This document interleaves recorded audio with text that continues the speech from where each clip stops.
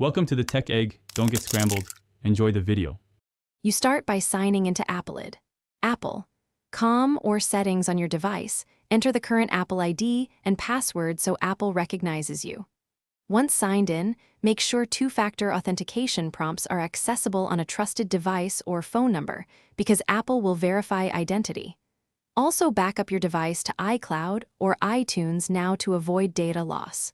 While you do that, note any third-party apps using the Apple ID so you can update them later.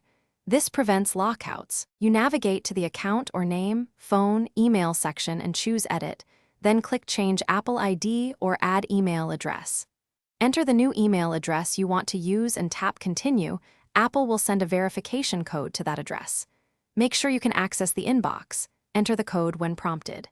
If the new address is already in use as an Apple ID, choose a different email.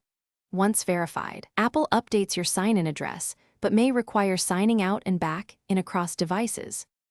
You finish by signing out of iCloud, the App Store, iMessage, and FaceTime on each device, then sign back in with the new email so services sync properly.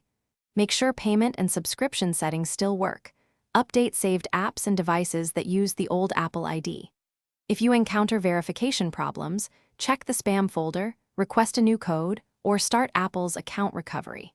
If two-factor devices are missing, use recovery to regain access. Once recovered, repeat the sign-in process. Thanks for watching. Consider subscribing if I helped unscramble your problems.